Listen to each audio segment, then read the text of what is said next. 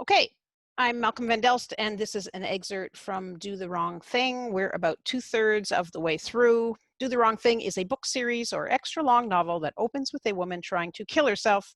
She says, I don't know why I tried to do this, and by way of explanation tells her life story. We're about 2/3 through the series in about book 4. Tonight, a continuation from last week with some segments reordered and some rewritten as I've been doing. My questions are the jumps between the segments okay? How are the rewrites to the first scene where Ava sees Ben for the first time? And how are the rewrites to the music scene? Anything else? What's working? What's not? Etc. My heart stops. I stop. Who is that?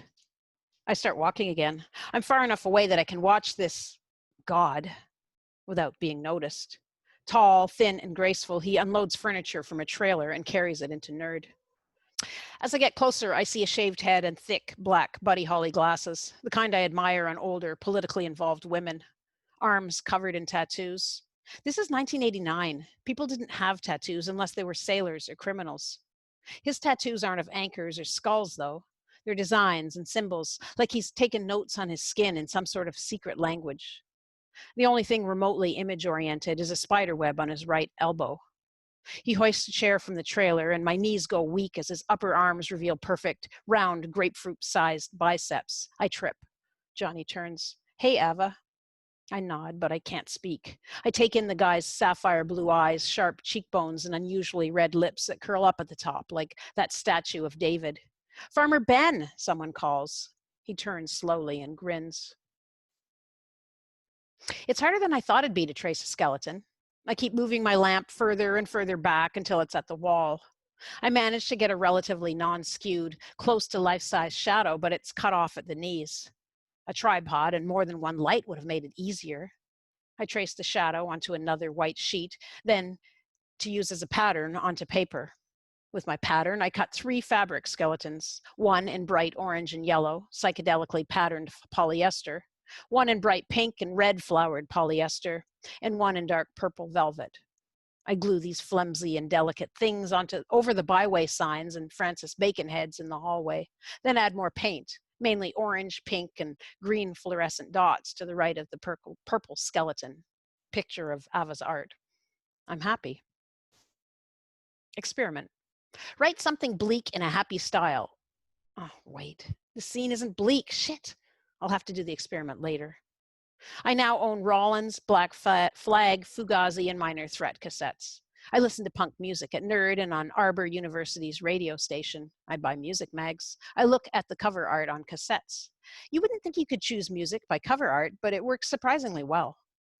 Now the guys at Hi-Fi say hi, or at least smile when I walk in. Don't just talk about it, do it! Henry Rollins screams from my ghetto blaster. Henry Rollins is my life coach. He's cranked as loud as I can get him, and I don't have to worry about roommates. Do it, do it, do it, do it! Going back to the second skeleton, on the plain white sheet, I paint a bunch of fluorescent colored squares beside it, then fill in the empty space around the squares and skeletons with black. I X-Acto out the skeleton, spray paint another sheet with glow-in-the-dark paint, and put that behind the first. A glow-in-the-dark skeleton. Cool.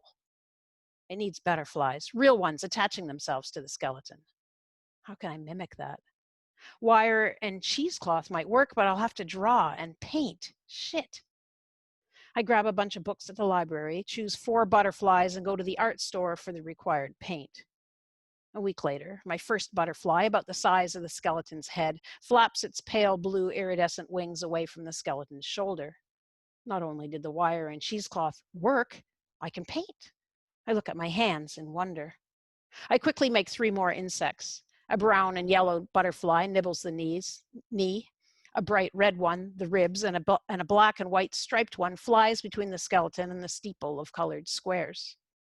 I buy pale aqua Christmas lights and poke them through holes from the back of the now black painted sheet, outlining the bone man.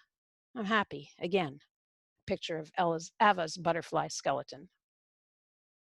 Even though Johnny and I aren't a couple, we hang out. He takes me to soup kitchens, for example. I don't need them, but Johnny says the food is good and I should try it. It's free, right? He says. St. Anne's is a small church on the other side of downtown. We trudge over through the melting snow, Johnny, the redhead, Greg, two others I don't know, and myself. St. Anne's Auditorium smells like urine and old socks. Its cement floor is covered in water, snow tracked in on people's shoes. The customers are, what are they? Victims, the poor, the needy, patients, wards? The wards are rough, lumpen, wrinkled men in faded gray, brown, and black with shiny elbows and knees, anchored to the planet with heavy work boots. There is one exception standing near the serving area. This guy wears a faded yellow golf jacket and pleated jeans. He's got thin brown hair that stops about mid-neck. Pale, with a drooping mustache and square, wire-rimmed glasses, he stares into space from eyes so dull they're scary.